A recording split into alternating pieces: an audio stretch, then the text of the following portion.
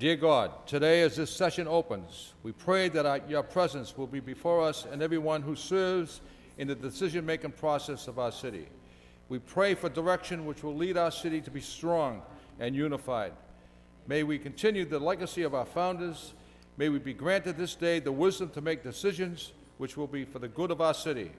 We also pray for your special blessing on all those who are working to transform our city and make it a better place to live and work. Amen. I pledge allegiance to the flag of the United States of America and to the republic for which it stands, one nation, under God, indivisible, with liberty and justice for all. Roll call, please. Councilor Lenzi. Councilor Martin. Here. Councilor Armin Mercia. Here. Councilor Rita Mercia. Here. Councilor Milanazzo. Councilor Broderick. Mayor Caulfield. Here. Councilor Elliott. Councilor Kazandrian. Here. 9 present. The chair would like to recognize Councilor Rita Mercia. Thank you, Mr. Mayor. I'd like to offer a moment of silence in darkened chamber for Andrew Rourke, a well-known Pawtucketville resident, beloved husband of Claire Rourke, with whom he recently celebrated their 35th wedding anniversary. Mr. Rourke was a veteran of the Vietnam War and served as a sergeant in the United States Air Force. Mr. Rourke was a sergeant and senior officer at MCI Concord for over 18 years. He was a member of the Harvard Trade Union alumni, as well as a very active member of the East End Club and the Tingsboro American Legion. He is survived by a son, Kevin Rourke, and a daughter, Kerry Rourke, who works for the city of Lowell and is employed in the manager's office. He has 3 grandchildren, Kaylin, Ashley, and Kevin Jr., 2 brothers, Stephen and Christopher, and 2 sisters, Betty Rourke and Eileen Golden, who is a member of the Council on Aging Board of Directors. Andy Rourke was a credit to many organizations as well as the city, and he will be truly missed. And I also would like to include the name of Lawrence Bilodeau, who died tragically in an accident on 495. Mr. Bilodeau was the beloved husband to Mary Bilodeau, who was the head clerk for many years in the auditor's department. He leaves 2 daughters, Shelley Negocian and Pam Childs, who is one of our City of Lowell employees from the auditor's department. He was the grandfather to 6 grandchildren. He as well will be truly missed. Thank you, Mr. Mayor. Councilor Armin Mercia. Thank you very much. I would just like to comment a little bit about Andrew Rourke, who's a very, very good friend of mine and my family's. He was a longtime coordinator of the Council 93 of the American Federation of State, County, and Municipal Employees. And Andy's first preference was always to make sure that the working class people get their fair due and their fair compensation. He worked very hard for the union. He truly will be missed by me and my family, and I'm sure the entire community. So I just wanted to add that to it. I also want to introduce the name of Mildred Suskta, who's better known as Millie McCormick. She was very active in the community. She served as an executive secretary to the city manager of Lowell at one time. Mildred did the same battle that Andy Rourke did, battle against cancer that she died from. She was very active as a volunteer for the Lowell Senior Citizens, the Friends of Lowell High School, and the Lowell Police Department. She even attended the Lowell Citizens Police Academy and got an award from the police department for attending that. She also would be surely missed by me. She is a sister of one of my best friends, Clifford Boston, and may she rest in peace along with Andy and along with Mrs. Bilodeau. Mr. Bilodeau. Mr. Bilodeau. Thank you, Councilor Mr. Kevin Mayor. Broderick. Thank you, Mr. Mayor. I would like to offer a moment of silence in darkened chambers for Mary Gilday, longtime Lowell resident in the Centerville section of Lowell, loving wife of Frederick, the late Frederick Gilday, loving mother of Mary Ellen, the late Mary Ellen Gilday, Daniel Gilday, and Timothy Gilday. She was a great citizen and loving mother, wife, grandmother, and great-grandmother. She enjoyed sponsoring and was a softball enthusiast and longtime owner and worker at Jack and Jill Catering that served Lowell and particularly the Mills, and she will truly be missed. Thank you. May we stand and offer a moment of silence in darkened chambers.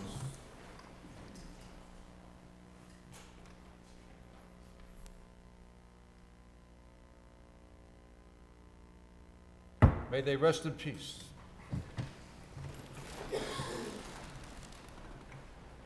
I would now entertain a motion to accept the minutes from the last meeting and place on file by Council Milonazo, seconded by Council Rita Mercia. All in favor of accepting those minutes? Aye. Indicate by saying aye. The minutes are accepted and adopted. Unfinished business, the city clerk told me that the representative from National Grid is not here this evening, so we'll postpone that until next Tuesday. We can have any discussion on the communications from Manager Lynch? Councilor Broderick. Thank you, Mr. Mayor. Mr. Man, through you to the manager. Mr. Manager, you put a financial, or a letter addressing a financial update in our packet. We have scheduled an auditor oversight subcommittee meeting for next Tuesday evening to actually review the auditor's performance and see where we're at with our numbers. And one of the concerns that I had a discussion with the mayor was, you know, this is going to be a tight budget in the state, and how do we look, and you know, the potential impact. Obviously, you're following this more closely than we are, or than I am. So I just wanted to mention that, and maybe we can. I don't know if we'll get to it next week, but maybe we can begin and continue and reschedule to address that. Some of your comments on that.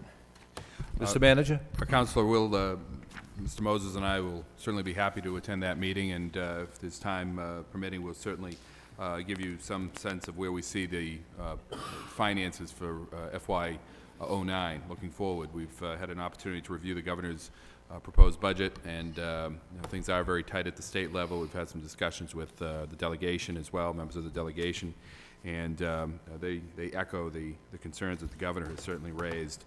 And it will be another difficult year for Lowell as well as municipalities across the state. And but we're already at work at trying to come up with some scenarios on that, and we don't have a lot of concrete information right now, but we'll certainly be happy to attend and also perhaps talk about some of the other issues that we've included in the financial update memo that we've submitted to the council. Okay. And I neglected to mention that's going to be a joint subcommittee meeting with the finance subcommittee that would be pertain more to the finance subcommittee. Just two other notes here. We have one on the Best Retail Practices Program initiative, which looks like maybe you could mention it for people that are watching so that they know it's available. I assume it's going to be on the website, and I'll let you address it in a second. The last one is the Lowell Seniors Count. Apparently we're going to be going out door to door and getting some information. That's a great idea. I just have a couple concerns, is the safety of the seniors in terms of identification, and also what information they're going to be asked for, so we don't have people going up and getting Social Security numbers that aren't authorized, or people that aren't authorized to be going up and getting Social Security numbers and things that could potentially put them at risk of identity theft and the like. So maybe if you could just address those two. Thank you. Sure. Council, Mr. Manager? Council, the Best Retails Practice Program is something we're very excited about because it gives us an opportunity. It pretty much follows through on the Downtown Summit work that we did about a year ago, in which we indicated that we would be working with our retail businesses to assist them in what they do in carrying out their business, whether it be the marketing, the organization, the management of their particular businesses, perhaps providing some assistance in terms of where they might be able to go for additional financing. All of those ideas that we think they might be helpful in strengthening the retail sector of the city and certainly in the downtown area. And there's a number of certainly ideas that utilizing outside expertise we can provide them with in terms of their marketing and their merchandising. So we're very excited with that. There is some information that we're putting out in a press release. It's essentially it's a 3-part program with a 2-hour workshop with visual examples of best retail practices. The first one is going to be held at 8 a.m. on February 26th in the Middlesex Community College Assembly Room at the Morse Building, and then we'll have follow-up sessions after that.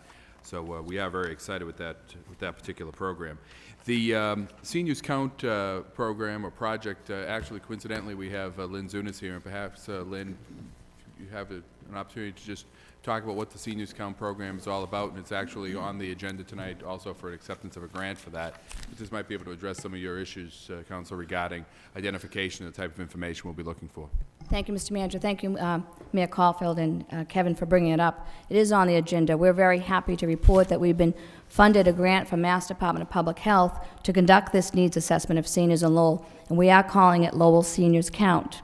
This grant will allow us the opportunity to hire 2 people to help manage this grant. One person will be based out of the Senior Center and actually be doing minority outreach. The second person will be based out of the University of Massachusetts to help in the research end and the health disparities portion of the grant, which will take a look at all the seniors in Live in Lowell. We're happy to report that this is a direct result of the city manager's 10-year plan to end homelessness. Myself and colleague John Chemley is here to support us, as well as 2 folks from my board, Sue Ellen O'Neill and Joyce Dasto, as well as Professor Andy Hostetler from the University of Massachusetts. So we certainly owe Andy a great deal of gratitude for his efforts in writing this grant in partnership with us. And Andy was on the task force with us to end homelessness. So one of the gentlemen on the task force said, how do we know what the unmet needs of seniors are? And how do we know what they need to age in place as long as they want and where they want? And somebody said, let's ask them. And I said, why can't we? So as a result of that, we wrote the grant, Department of Public Health funded it, and we are going to work with the Research Department of University of Massachusetts to develop a tool that will actually go out and survey seniors. This will start in May during Older Americans Month. It'll take quite some time, but we're fortunate the funding is for 2.5 years. And we will be going building to building, neighborhood to neighborhood, working with neighborhood groups, police precincts, the police department, and other volunteers to go out in teams. We'll be identified with T-shirts and campaigns, and we've also been funded a grant from Healthy Communities for $10,000 for marketing outreach and efforts for this campaign. So we're really excited. We will try and meet all 15,000 senior citizens living in Lowell and find out what their needs are, or more often than that, their unmet needs, what we can do to help them age in place as long as they want.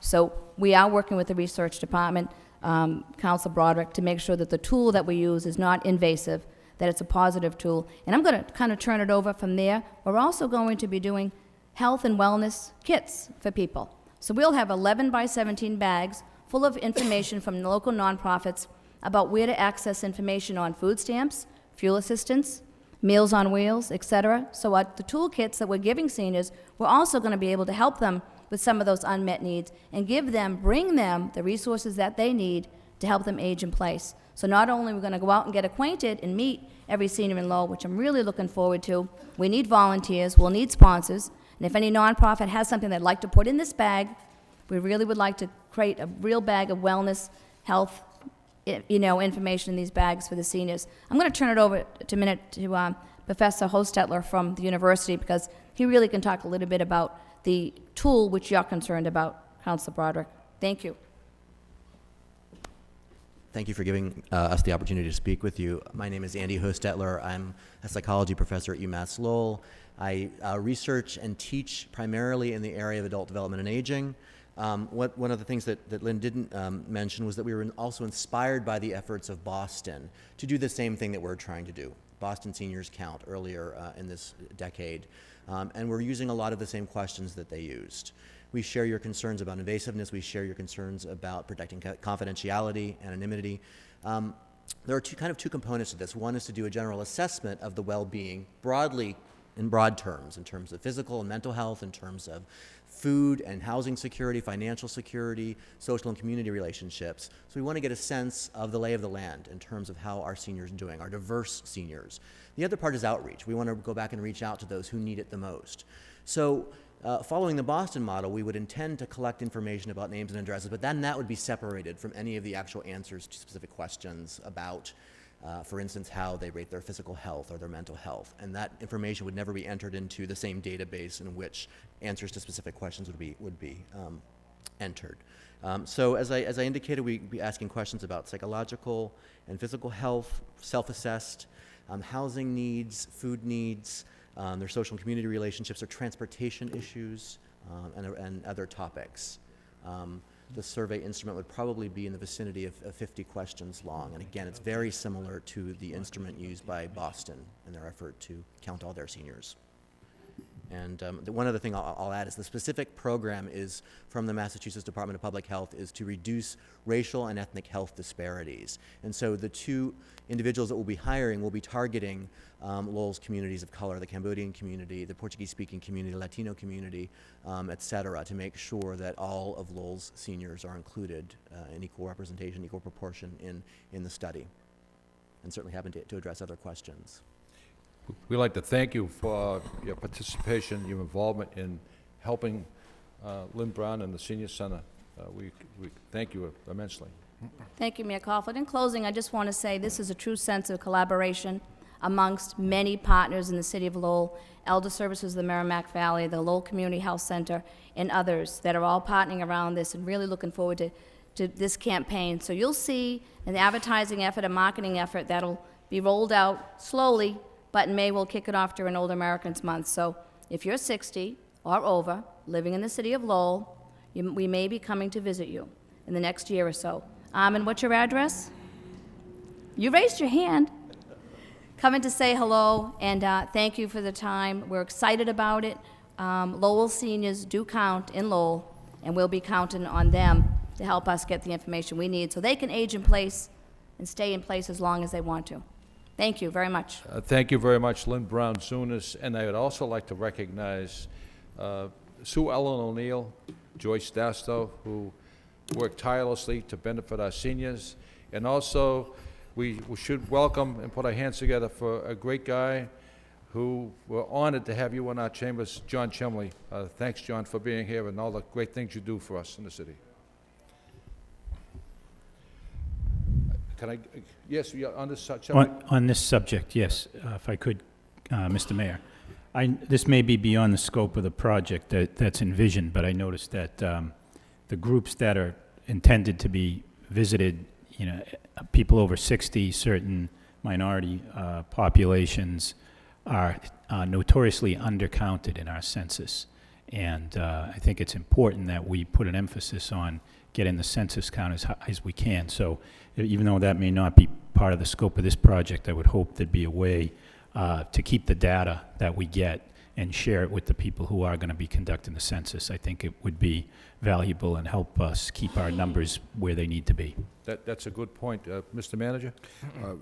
Councilor, you may recall that last year during your time as mayor, we had a meeting with the Census Committee, the Census Bureau, and that was something we talked about of trying to get the city more involved in the census this year. We have signed on to play a more active role in the preparation of the 2010 census. So I think that's a great idea that we'll be able to take some of this information and pass it along. And how it's used, you know, we'll have to see how that all plays out. But certainly, I think it will provide us with additional information that should help us in getting those numbers up.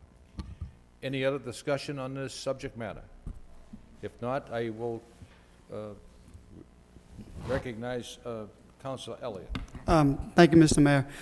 This is under other business. It's actually to you, Mayor, to the city manager. I happened to be watching the planning zoning board of appeals meeting last night, and I guess I was a little confused when I watched one of the items, and that was relative to the Western Ave Artist Loft Studio. I think it's Western Ave. My recollection was that we passed it here to support moving that over to the planning board for, I thought it was site plan review. I'm not sure. So when I saw it in front of the ZBA, it was for an additional parking spaces last night, and it was denied. And naturally, I'm concerned because that's 48 to 50 units of you know, of housing, of artist loft space that coincide with what we're trying to do downtown and the Hamilton Canal District, and that sort of bridges that gap. Does that mean that project is dead, or that I understand the permit was denied because of, I think it was 5 parking spots, but my understanding from the meeting last night is that there were well over, you know, 210, excuse me, I think parking spots, and my numbers may not be absolutely correct, but I guess number one, why did the planning board deny it based upon the zoning, which I thought there were ample parking spots? I could be wrong again, but number two, what does that mean for that development project? Does that mean that it's dead and the developer, you know, has no other recourse? Because that's I think that would be, sort of a shame considering we have someone willing to put that money up, make an investment in the city, and, across from an area that we're trying to develop. And so, I mean, that's my point. I know I'm going on a little bit here, but I guess I'm concerned in this economy, someone's willing to put that money up, and develop that particular piece of area that has been vacant for quite some time. Can we get a report, or do you know anything on that, Mr. Manager? Counselor, I don't know a whole lot more than you do. I know that it was denied last night. By the Zoning Board of Appeals. They were seeking a variance, and I'm not even sure specifically. It certainly seems that it deals with the issue of parking. So I would say that the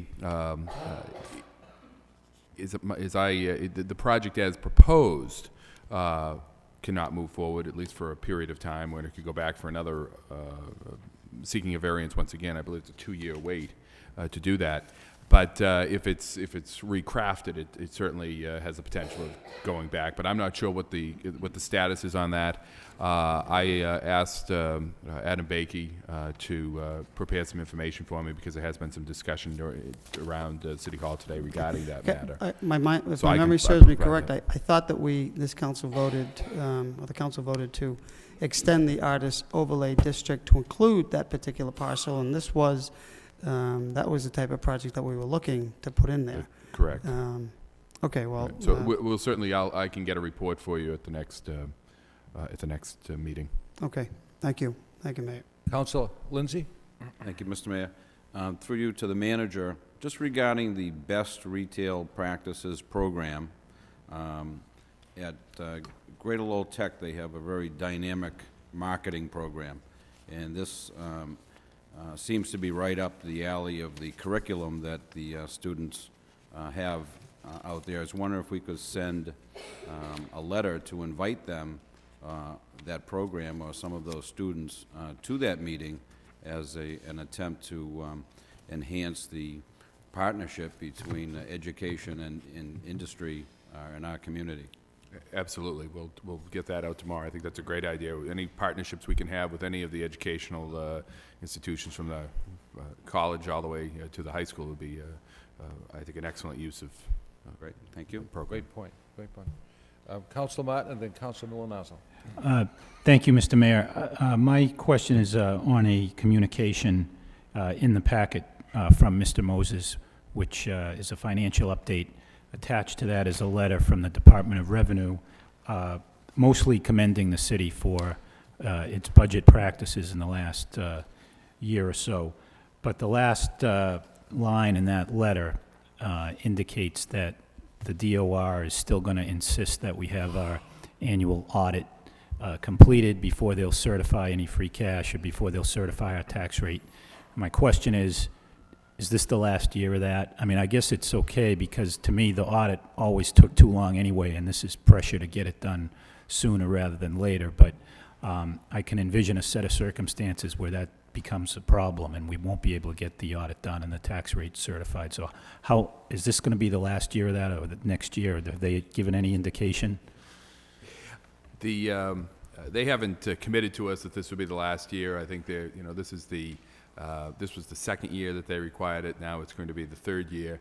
I think there's concern that there may be slippage in our practices once again, and that we may have some problems that they want to be able to understand fully prior to setting the tax rate. That, if you recall, there were some issues a few years back where there were some problems, and the rate wasn't able to be settled until the last week of December, and that's not what they'd like to see. So we are continuing to have discussions with the Department of Revenue regarding this requirement and our overall financial condition. And as you indicate from the letter that they sent us, and I can tell you that getting a letter like this is highly unusual, in which they say anything positive. They're very quick to say negative things, but they're very slow to say positive things.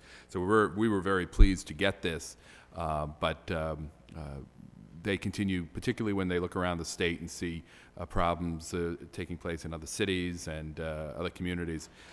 They want to make sure that the city of Lowell stays on the track that it's been on the last couple of years. Thank you. Okay. Council Milonazo? Thank you, Mr. Mayor. My question, Mr. Manager, has to do with the communication regarding the Consolidated Plan grant programs for the upcoming federal fiscal year. And as you state in your letter, we're seeing another cut. Actually, I believe this is the seventh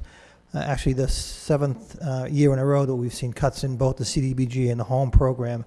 My question, Mr. Manager, has to do with program income from both of those federal programs. Do we have program income that we currently use to fund some of the worthwhile programs that you actually mentioned in your communication, or are they all funded directly from either the CDBG or the home program? Council, I'll have to check on that specifically. I believe it's only the program, the money that we receive on an annual basis. This does not include the program income, but I will verify that. Okay. And get a report back to you on that. Okay. Thank you. Again, I'm glad that we have this information as early as we do. I believe the public hearings will probably start sometime when do they normally start? In March? I believe there'll be some in March, correct. Okay. If I may, Council, just adding on to what you had spoken of, a couple of points. One is that, as is always the case, we always have more requests than we do money available. That's a constant problem.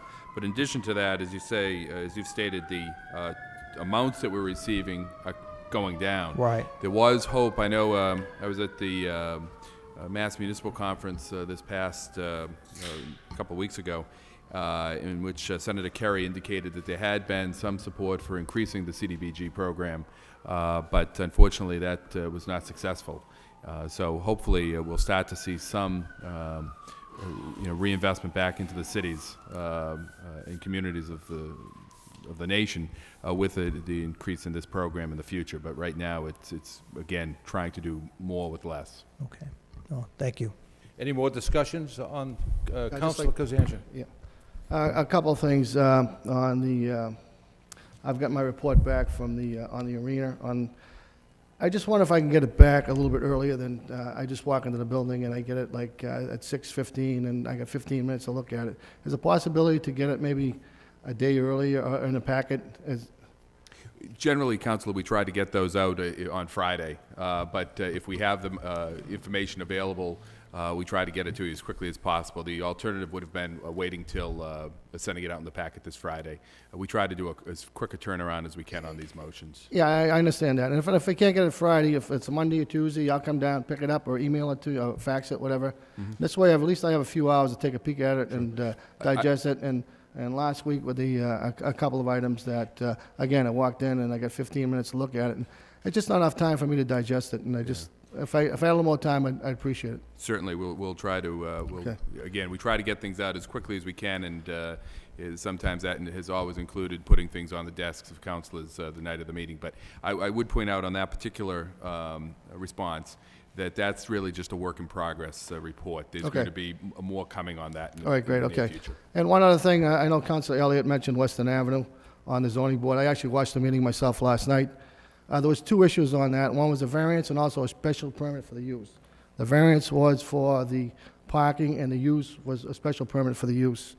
And if you listen to the board members, it's basically industrial versus residential, and it's like mixing oil with water. So that's the interpretation I got from the board members. And if you watch it, you probably get the same interpretation. And that's it, so. Okay? If there's no more discussions on it, Councilor Elliott?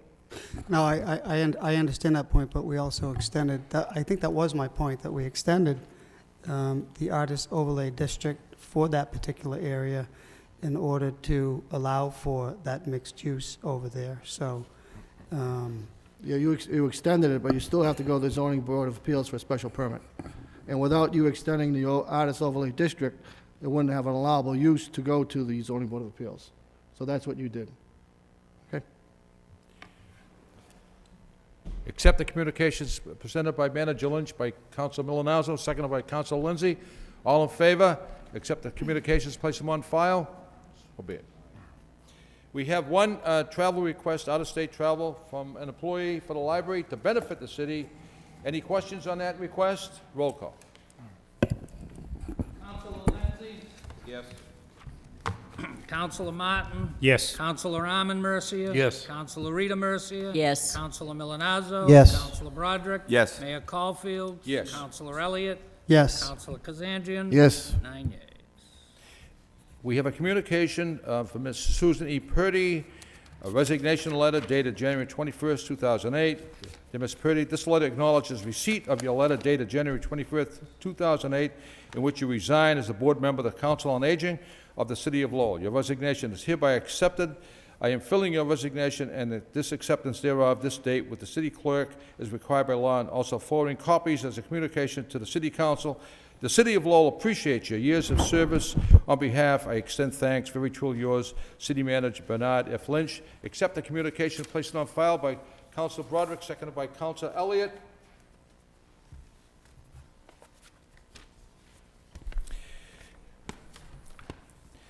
Council on Aging appointment thereto. Dear Mayor Caulfield, members of the City Council, pursuant to the authority specified in the Code of the City of Lowell, Section 2-76, it is with pleasure that I am appointing Michael J. Hayden, 25 Hadley Street, Lowell, Mass., 01851, to fill the unexpired term of Susan E. Purdy, which term expires April 12, 2008, or such time thereafter until a successor is appointed and qualified. Confirmation by the City Council is required for this appointment and hereby requested. I will be happy to answer any questions or any queries you may have concerning this appointment. I have attached this resume for your review. If there's no questions about this appointment, I don't think there is. Roll call. Councilor Lenzi? Yes. Councilor Martin? Yes. Councilor Arman Mercia? Yes. Councilor Rita Mercia? Yes. Councilor Milonazo? Yes. Councilor Broderick? Yes. Mayor Caulfield? Yes. Councilor Elliott? Yes. Councilor Kazanjian? Yes. 9 yeas. Order. Pursuant to Chapter 13 of the Code of Ordinances, City of Lowell, Massachusetts, concerning Section 13-6 thereof entitled Temporary Experimental Regulations, temporary traffic regulations are hereby implemented for a period of 60 days. Motion to waive the full reading by Councilor Kazanjian, second by Councilor Arman Mercia, second reading by title. Pursuant to Chapter 13 of the Code of Ordinances, City of Lowell, Massachusetts, concerning Section 13-6 thereof entitled Temporary Experimental Regulations, temporary traffic regulations are hereby implemented for a period of 60 days. Any questions? No questions? Roll call. Councilor Lenzi? Yes. Councilor Martin? Yes. Councilor Arman Mercia? Yes. Councilor Rita Mercia? Yes. Councilor Milonazo? Yes. Councilor Broderick? Yes. Mayor Caulfield? Yes. Councilor Elliott? Yes. Councilor Kazanjian? Yes. 9 yeas. Authorizing the city manager to accept and expend funds from the Commonwealth of Massachusetts Department of Public Health for the Lowell Seniors Count Grant to be administered by the City of Lowell Council on Aging. Move to waive the full reading by Council Milonazo, seconded by Council Rita Mercia. Second reading by title. Authorizing the city manager to accept and to expend funds from the Commonwealth of Massachusetts Department of Public Health for the Lowell Seniors Count Grant to be administered by the City of Lowell Council on Aging. Any questions? If there's no questions, roll call. Councilor Lenzi? Yes. Councilor Martin? Yes. Councilor Arman Mercia? Yes. Councilor Rita Mercia? Yes. Councilor Milonazo? Yes. Councilor Broderick? Yes. Mayor Caulfield? Yes. Councilor Elliott? Yes. Councilor Kazanjian? Yes. 9 yeas. Before we move on with the agenda, the council, the mayor, and the manager would like to thank you for your dedication and your tireless work on behalf of our seniors in our city. Thank you very much. Subcommittee reports. Mr. Mayor, before we get into the subcommittee reports, I'd like to move for a point of personal privilege on a particular matter that was discussed last week, please, concerning the plea that went out from you. Motion to grant Council Rita Mercia point of personal privilege by Council Broderick, second by Council Elliott. Thank you, Mr. Mayor. Last week, you made a plea to the viewers and listeners during the council meeting to offer help to our neighboring sister city of Lawrence, Mass, with that devastating fire that they had that took down a whole city block. You asked that whatever people could donate in terms of clothing, food, etc., and to be donated to the YMCA. There was quite a groundswell of support, which was quite evident in viewing the 24-foot City of Lowell rack truck that was filled with all the donations left by our most generous city people. Our thanks goes out to you, Mr. Manager, for allowing our DPW workers to devote some time to fill the truck as well as deliver all the clothing to the Daniel Saunders School in Lawrence. Eddie and John Patnod, David Belanger, and T.J. McCarthy, and a host of other people who joined to help us to fill that truck. And it's neighbor helping neighbor at its best. And I just wanted to bring this forward because there is no more need for the clothing, but the plea goes out still for food, furniture, kitchen utensils, pots and pans and dishes, so that if we could have a little bit more help from our residents to help the 40 families or 200 people in that number that were burnt out from their homes, we would appreciate the help as you have done before. I want to say thank you to all the people that gave. However, there's no room at the YMCA for the furniture that we need, and they desperately need no more clothing, but furniture is what they need. And so, Mr. Manager, I'm asking if you could set up a site somewhere that we could figure out where people could donate furniture or kitchen utensils, pots and pans, anything to that extreme, food, whatever they could donate. We could find a location because there's no way that they could fit that at the YMCA. So if we could, within the next couple of days, try to figure it out and ask the Sun if they would broadcast, write that, or what the radio station, so that people would know where to bring this. That is very important. And while we're under suspension, I had the privilege today to go to the 5th grade class at the Stocklosa Middle School for Student Government Day. And I'd like to recognize and wave to all my 5th grade students there at Georgia Skrekis' class, and Donna W.T. Those are the two teachers that had I would say her name, but it's so long and complicated, but those two teachers and all the students, I told them and promised them I'd say hello, and part of their studies is to watch this council meeting tonight. So I know they're all watching, and they're going to get a good mark, so thank you very much. Manager Lynch, would you like to expound on that? Well, I'll say hello to the students as well. Oh, good. And but I will certainly work over the next day or two to set up a site. We'll let the Lowell Sun know the site and the hours of that we take it for and the number of days, and we'll work with the DPW to assist the effort to bring materials down to the city of Lawrence. And I know, Mr. Manager, that if the shoe was on the other foot, I know Lawrence would definitely step up to the plate to help us as well. We were met there by the DPW workers from Lawrence. They helped us right along to unload the truck.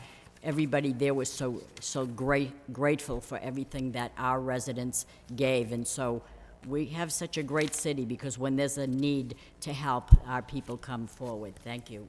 Thank you, Council, and I want to let my colleagues know, and Manager Lynch, and the people of this great city that Mayor Sullivan and the people of Lawrence are grateful, eternally grateful for everything that we're doing for them. So thank you. I just want to convey that to you and let you know it's a great love fest there. So, anything else?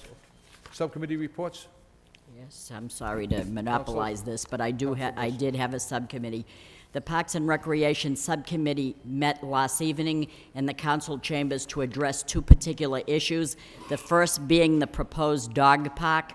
Present at the meeting was City Manager Lynch, Assistant City Managers T.J. McCarthy and Andy Sheehan, Parks Commissioner Tom Belgard, Ann Barton and Diane Trad from the Planning Department, Anne Marie Page, the president of the Centerville Neighborhood Action Group, as well as Crystal Arnott, the president of the Lowell Unleashed, along with 3 members of the group.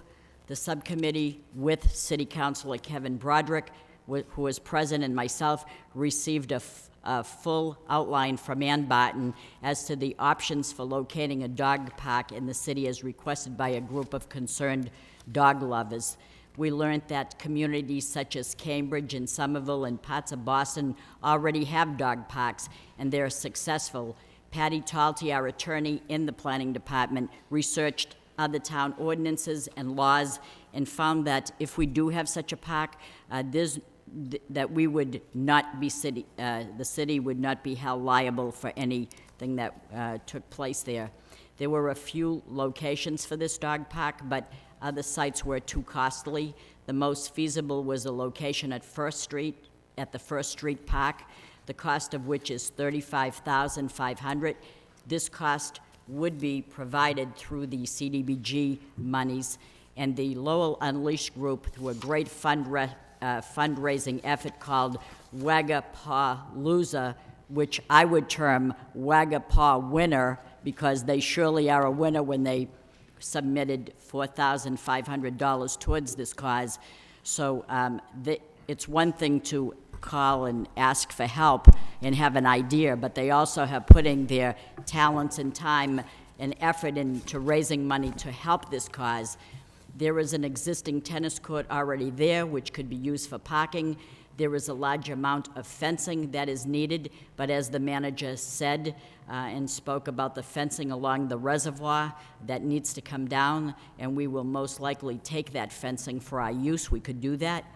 We learned that there will be no lighting at the park, which will close at dusk. Animal control officers will be on call and will be well aware of this park's existence if it were there.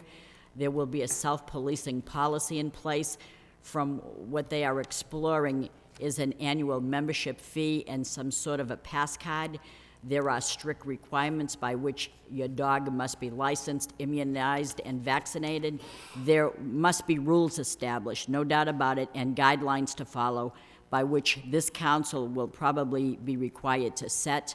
We are still in the information gathering stage, but all the aspects of this dog park look hopeful to the subcommittee. There would be a realization of this park if it were to happen, which would probably be in the summer. A motion was made to accept this report as a report of progress, but I would like to, along with my colleague, extend it a little bit further and ask if we, as a council, could support this Lowell Dog Park as a park to be established and endorsed. So that's our request, and if I left anything out, Councilor Broderick, you could fill in the rest of what I've left out, or if anybody has any comments. No, that was pretty good. I think that was, we did at the end decide that it instead of a report of progress, that maybe it should be an action to continue and bring in for to the full council with the final plan, because it was pretty well along and they had the nice drawings and all. Yes. Okay. Councilor Mills, oh, I'm sorry, Councilor Martin. I was going to move to adopt the recommendation of the subcommittee, but if it's not, was it not formally recommended? Are we waiting for the manager to just bring back a proposal that we vote to adopt? Is that where it lies at the moment? Is it a motion you're bringing forward, Councilor Yes, I'm bringing forth the motion. Before this because- body? Yes, that's what I'm asking. All right, We okay. didn't formally make the motion. We more or less voted to accept the report as a report of progress, but I think it's so overwhelmingly such a good idea, and people's efforts were so involved with it, that I'm adding this as well. We thought of it after the fact, didn't we, Kev? So Yeah, I think we'd like basically to thought ask it's this council ready to to go. endorse it if you could. I'd make a motion to endorse the location of the park good. and the location that was discussed at the subcommittee meeting, and we can, I guess, adopt a formal vote when the manager brings it forward. Seconded by Councilor Elliott. Why don't we take a roll call vote on that to support that motion and support the recommendation of the subcommittee? Councilor Lenzi? Roof, I mean, yes. He's too much, isn't he? Councilor Martin? Yes. Councilor Armand Mercia? Roof. Yes. Councilor Rita Mercia? Yes. Councilor Milonazo? Yes. Councilor Broderick? Yes. Mayor Caulfield? Yes. Councilor Elliott? Yes. Councilor Kazanjian? Yes. 7 yeas and 2 roofs. Yes, Councilor Rita Mercia. And the second order of business on our Park and Recreation Subcommittee agenda was the issue of the lights at Colley Stadium. Present was our city electrician, Bobby Sheehan, Tom Belgard, our Commissioner of Parks, Bernie Judge on the Board of Parks, he's a member, Manager Bernie Lynch, Assistant City Managers T.J. McCarthy and Andy Sheehan. Our city electrician, Bobby Sheehan, made us aware of the deterioration of the poles and support cages at the top that have become unsafe. These poles were installed in 1947. They're 60 years old. Not that 60 years is old, but the poles are old. The wires inside the poles have become shaft due to movement of the poles. This problem is increasingly unsafe to our workers on our electrical department employees. These poles have outlived the safety factor. One proposal for the new lighting would come with a 25-year warranty, and it would cover full maintenance of bulbs, ballast, and assembly of the poles. There are currently 6 light poles, but we would only need 4 if this work were done. This cost would cost anywhere from $300,000 to $500,000 to replace. But if it were done in-house, the savings could be significantly realized and would cost about $250,000. The issue of the lights at Collie were put into a 5-year capital plan to be addressed in the year 2011. Considering the need, the urgency, as well as the public safety aspect of the problem, and the great chance that one of those poles poses a threat to any person watching a game, and the high number of evenings that the stadium is occupied by one event or another, the city manager suggested that we do this project as soon as possible and bump another less serious project up another year. So it's quite evident that no one will certify the poles, and I do not want to compromise the safety of any of our city employees.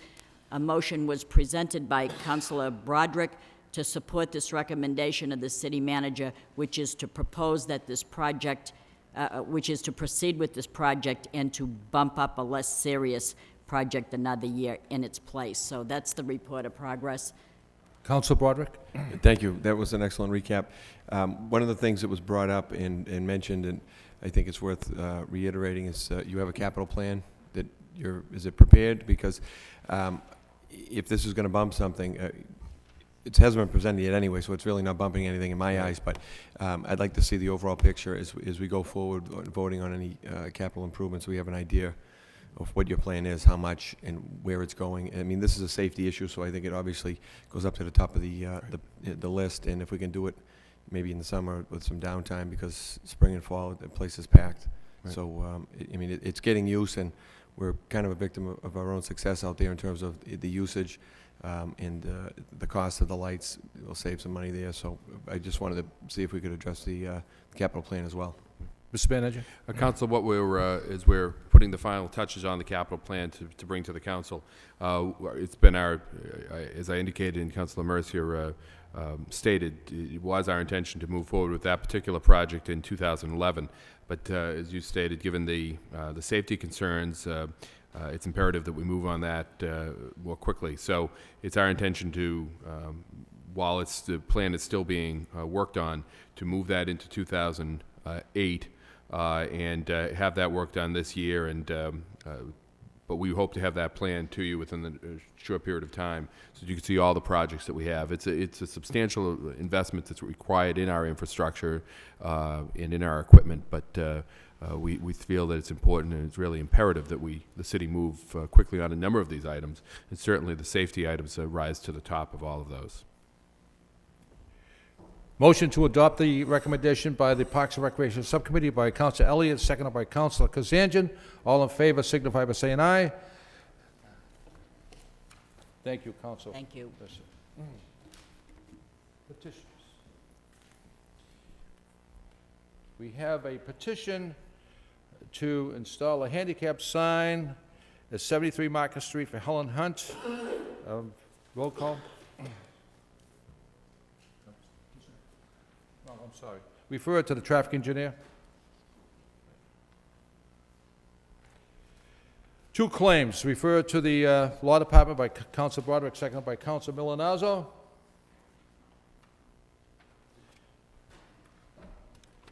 We're into the motions. Councilor Milanazzo. City Council requests the city manager report on the status of Home Rule Number 6, the Energy Efficiency and Conservation Block Grant Program, seconded by Council Rita Mercer. Thank you, Mr. Mayor. H.R. 6 actually established a new energy efficiency and conservation block grant program.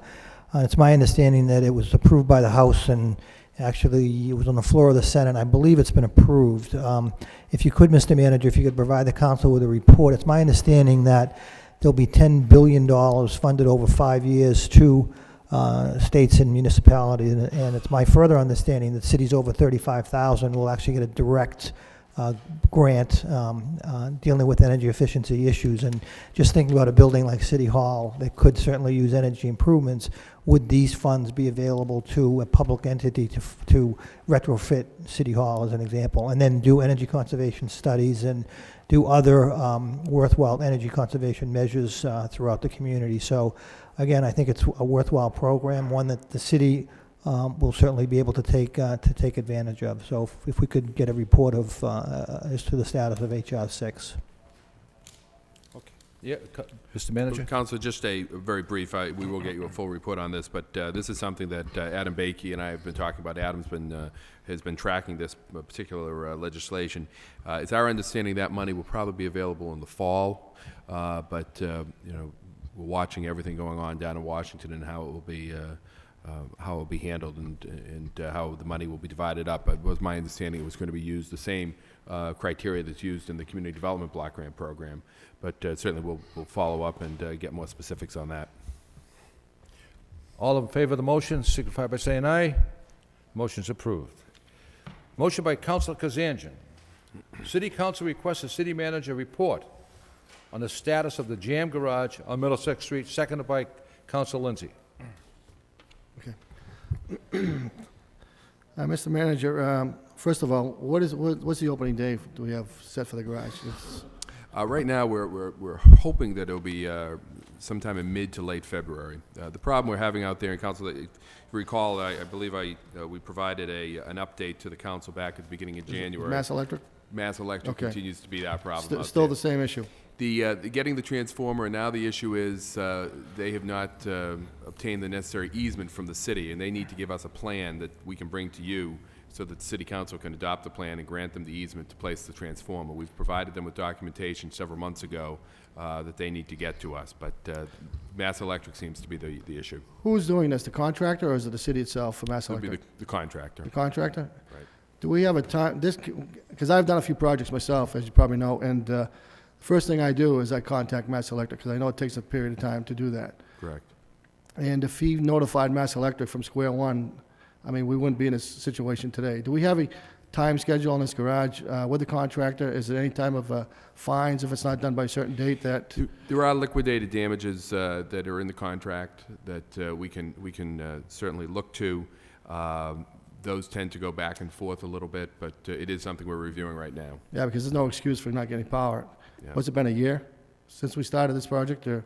It was supposed to be completed at the end of December, so Okay. they're about a month behind. Okay. And that's, as you know, in working on projects, that's you do run into delays from time to time, and certainly the city has had its history of public projects, sort of, you know, school buildings that have Well, gone on. it's understanding, longer. but for not getting Mass Electric there, I mean, there's no excuse for that. We'll be happy to get you a report, though. on this. Okay. Also, do we have any cash flow projections for the parking garage at all? There have been financial analysis done on that as well. Okay, yes. is there any way we can get that?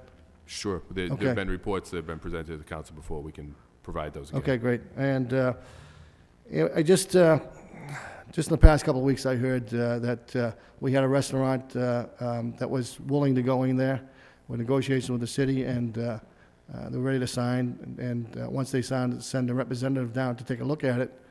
The representative saw the area, how you know, with the shelter and the whole situation, and walked away from it. Is that any truth to that? Not that I've heard. Yeah. You know, I mean, we've had a number of people come down and look at it, and for a variety of reasons, they've indicated that they were interested or weren't interested, but How are the leases going? Do we have any leases on? we don't have anything as of yet. Nothing right now. No. I was also thinking, we were talking about last week, we're talking about a police substation somewhere. Is it possible to use part of that That's parking actually garage? that's actually what we're looking at as a potential site for, you know, at least for the short What's term. what's usually the square footage? Maybe 1,000 square feet for substation, which really won't use that much. And if we can establish that and put one right in that That's parking actually, garage. we had provided some space to the police in the back of the garage that wouldn't have been visible. That can be more of a long-term solution for the police department, but I've already discussed with Superintendent LaValle about putting them out in the some of the retail space out in front on a short-term basis. It just seemed like we have to do something pretty quick, because I don't think we're going to get anything any type of leases there if we don't get some type of substation and show the people that, yeah, we do have some police protection down there, we're gonna straighten the problem out, and maybe we'll get some more. We do have a number of businesses that we've been working with that have expressed quite a bit of interest in the site and in the space that we have available. But as we all know, it's a difficult market right now. But I believe we're planning on meeting with the Economic Development Subcommittee in the very near future to talk about it in more detail. February 19th. February 19th. And since I've been talking about the shelter situation, it's just that I talked to a couple of business owners in the past week, and they're telling me some horror shows that they've had with some individuals from the shelter or from the area that, yeah, they're drunk or on drugs or whatever the case may be, and causing nothing but aggravation problems and calling the police to get the problem straightened out. So if we can stay on top of that with the police department, see if we can try to clean that area up as much as we can. Okay. Councilor Milonazo? No, I just wanted to follow up, Mr. Mayor, that we are having a Economic Development Subcommittee meeting February 19th at 5:30. We've invited representatives from the EDGE Group to come update the subcommittee as to the status of the leasing efforts of the garage.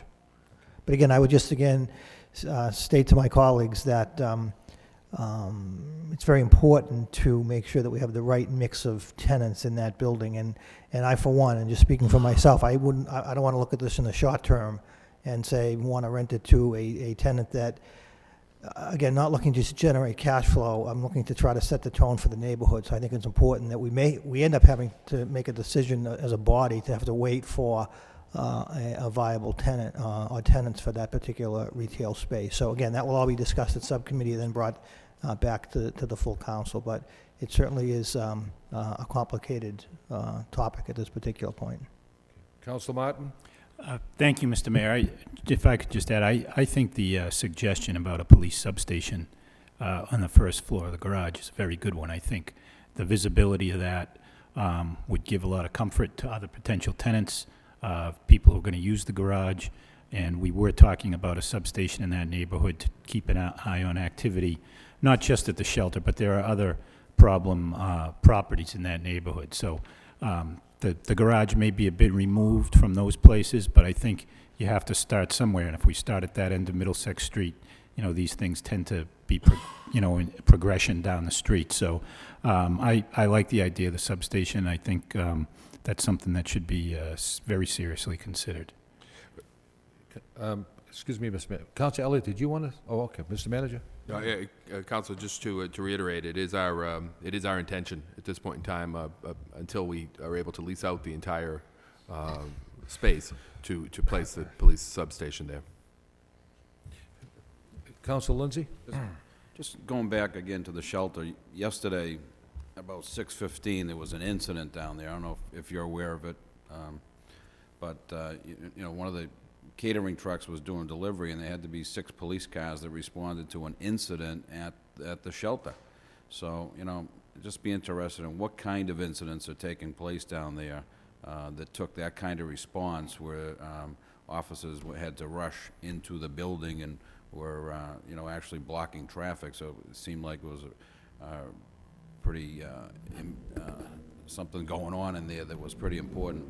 But once again, this has to be looked at, and it's causing problems, I think, more than we're even realizing. And after the discussion last week, I just couldn't help thinking, Lowell High School has an alternative school. It seems like this shelter is becoming the alternative shelter, in the greater Lowell area. Okay. So. I personally like the idea of the substation. It will be a beacon of safety for that whole neighborhood, and I know the businessmen and women will certainly welcome it with open arms. Councilor Kizner? I just want to, are we going to do this before we get it leased out, or are we going to wait to it? I'd like to see if we can do this as soon as possible, if it's possible. It is our intention to go in as Okay, soon as great, possible. okay, good, okay. All in favor of the motion signify by saying aye. Aye. Motion is approved. Motion by Councilor Rita Mercier.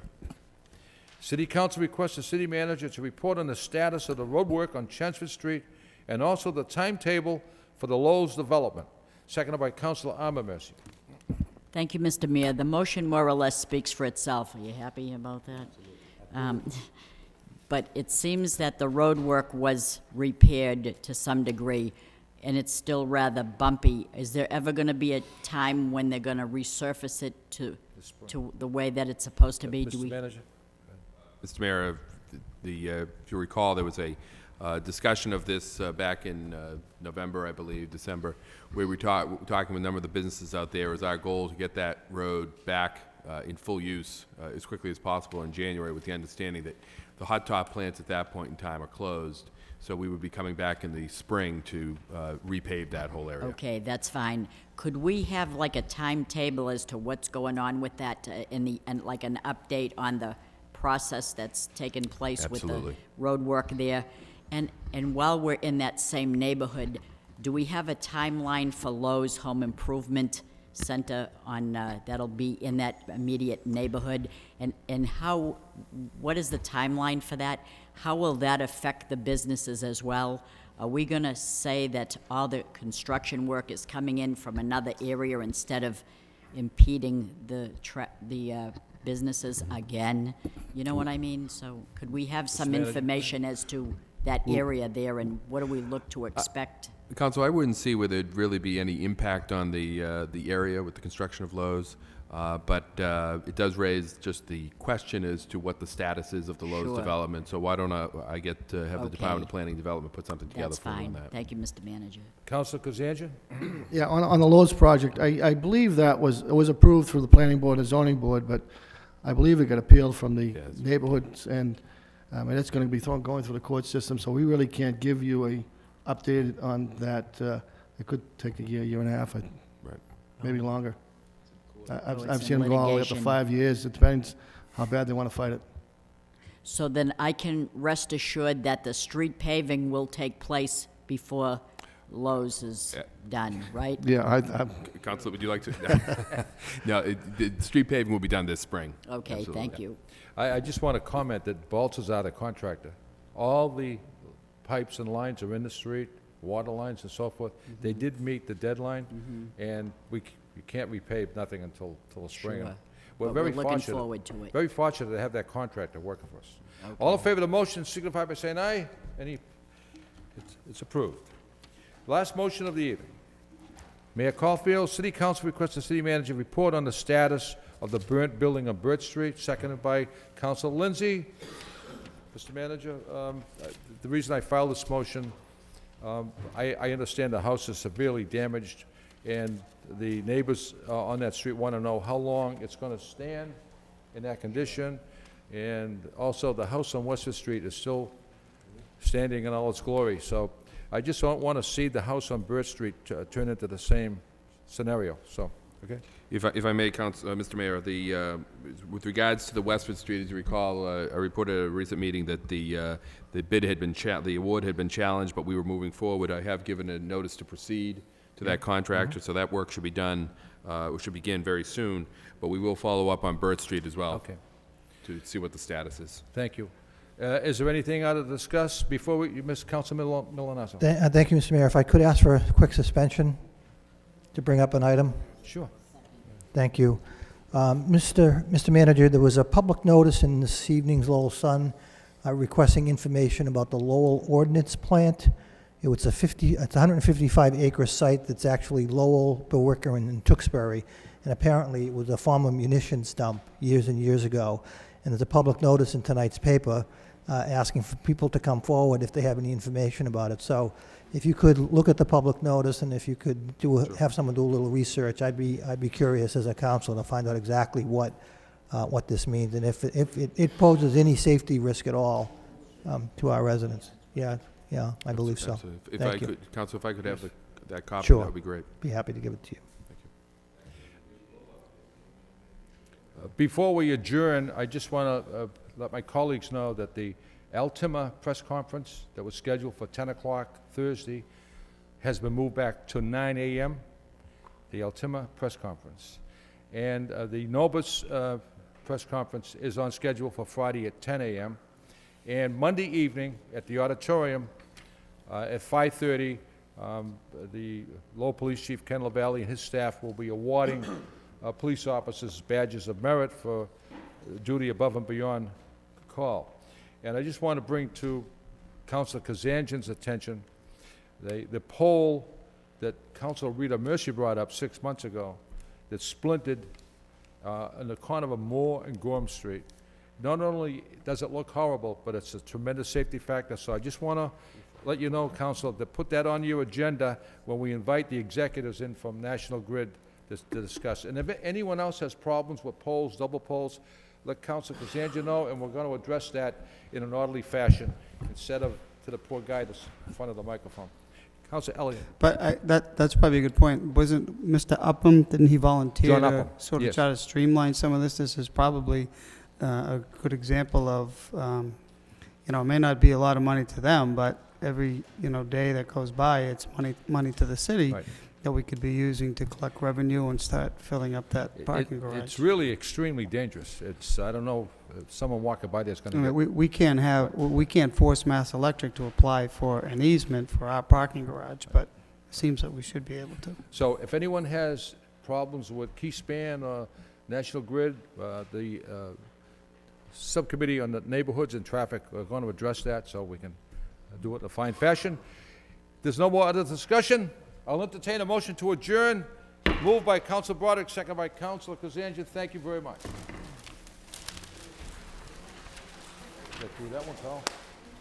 We did it.